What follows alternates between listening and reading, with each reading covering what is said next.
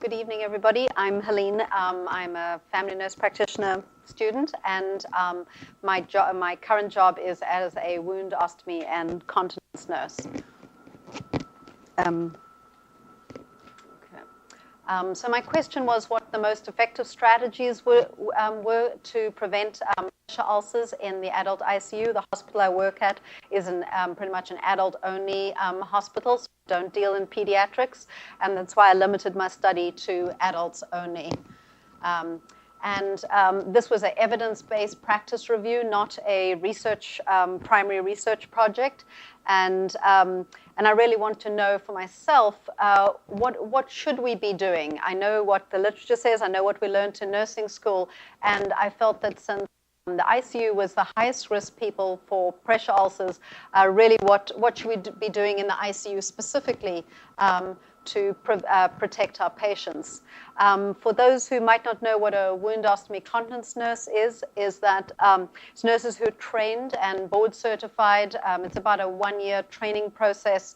It's not a 1-year continuous study, but it takes about 1 year, and you get board certified, and you care specifically for patients with wounds, ostomies, and continence. And about 60% of our time is spent dealing with wounds on an inpatient basis, and at least half of that is dealing with patients with pressure ulcers. And I was sort of joking beforehand that we spend a lot of time looking at people's rear ends, turning them over, because that tends to be where they get their pressure ulcers. And every day I work with a team, there's 3 of us, and every day one of us at least is in the ICU assessing patients there. So just last week, the rug got pulled out from under us. We have said pressure ulcer for many, many years, and before that we said bed sores, and the term changed last week. So throughout this presentation, I'm going to be going back and forth between the old term and the new term, and I know I will not be able to stick with the new term. This project in the old term being pressure ulcers. So on April 13th, last the National Pressure Ulcer Advisory Panel had a big important press release saying that they're no longer calling them pressure ulcers and that they're calling them pressure injuries. And so I often will have both terms up there.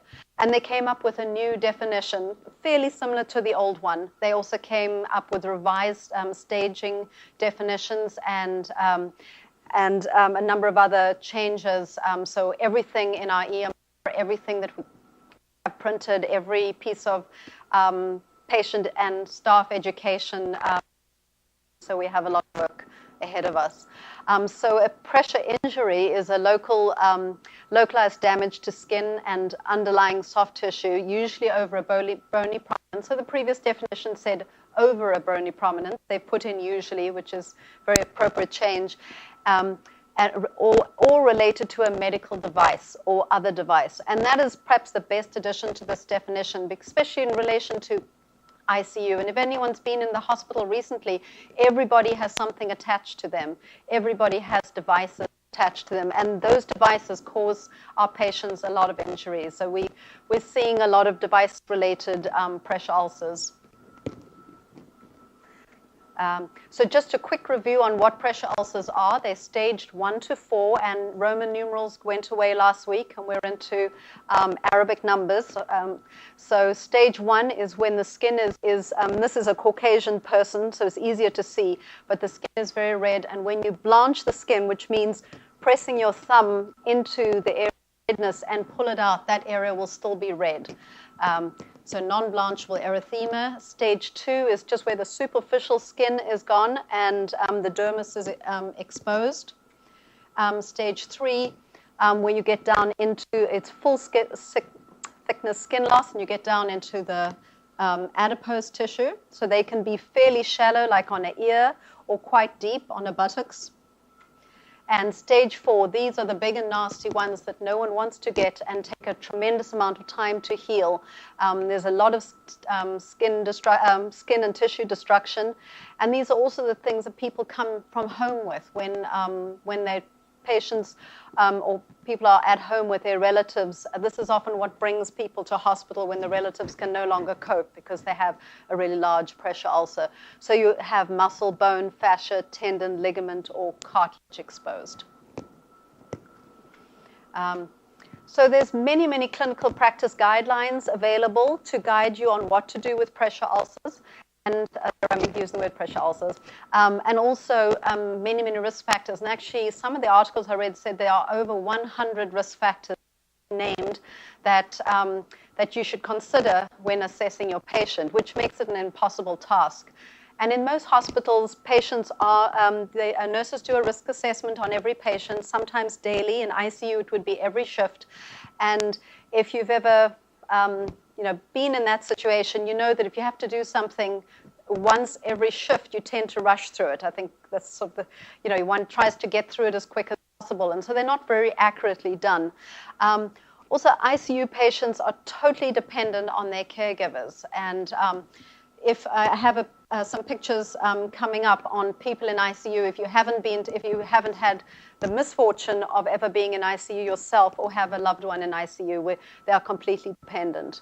So the search strategies, I used the usual search engines as well as the Cochrane database of systematic reviews and the Joanna Briggs Institute of Evidence-Based Practice. And I also used just 2 clinical practice guidelines. There were many out there. They all sort of said fairly similar things. And so I used the national standard, the National Pressure Ulcer Advisory Panel, and also my own institution, the Wound Ostomy Continence Nurse Society's clinical practice guideline. Pressure ulcers are a major problem in healthcare, and the people who get pressure ulcers in hospital have higher healthcare costs, healthcare utilization, prolonged hospital stays, pain, discomfort, and obviously negatively impacting their morbidity and their mortality. And as of 2008, hospitals no longer receive reimbursement for patients who get a stage 3 or 4 in the hospital. And this has had a significant effect on how pressure ulcers are viewed. So pressure ulcers were always a nursing domain, and now they've become an administrative and also a risk management problem. So everyone is a little interested in pressure ulcers. I don't think interested enough, but there is a deeper interest, and emails me almost a few times a week saying, did you know there's a patient in the hospital with a pressure ulcer? And so they're aware, but we still don't feel that hospital management is really on top of it yet. But I think money is what drives things often in healthcare and in other things. And I think hopefully slowly the balance will tip. So CMS's Center for Medicare and Medicaid Services. We had a gentleman who obtained a hospital-acquired stage 3 in our hospital, and he was ready to go home, but his stage 3 hadn't quite healed. It was very tiny, and no other facility would accept him until we healed him, and he took another 2.5 weeks to heal. So we paid for the 2.5 weeks he remained at our facility, so it gets very expensive. They estimate that 2.5 million people get a pressure ulcer every year, and that 9 to 11.5 billion is spent on those pressure ulcers. 60,000 patients die each year. And since some of us are a little older, you might, pressure ulcers are not only for the indigent. If you might remember, in 2004, Christopher Reeve, the actor who played acted as Superman in the 70s and 80s, he died. He became a quadriplegic in 1995 after falling off a horse and fracturing a high fracture, cervical fracture. But after 9 years as quadriplegic, he got a very severe pressure ulcer and died of the complications. And he himself was $400,000 a year on his care. So he had a whole team of nurses and aides taking care of him, and he still died of the complications. A single stage 3 can cost between $5,000 and $50,000 to heal, and I certainly can see how that is. And I sometimes think it's more than that, but sometimes people take many weeks in the hospital. Most pressure ulcers, as I said, are predictable. We have predictive risk assessment scales, and nurses are charged to protect our patients.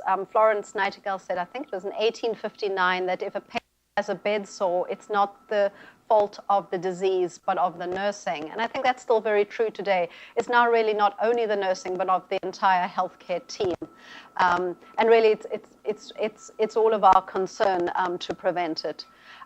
So for the ICU patients specifically, we're using many devices. They have hemodynamic instability, vasoactive medications, and all of these, what I thought going into this assignment, caused the pressure ulcer. But what it actually causes, according to the literature, is that it causes prolonged immobility and not the pressure ulcer itself.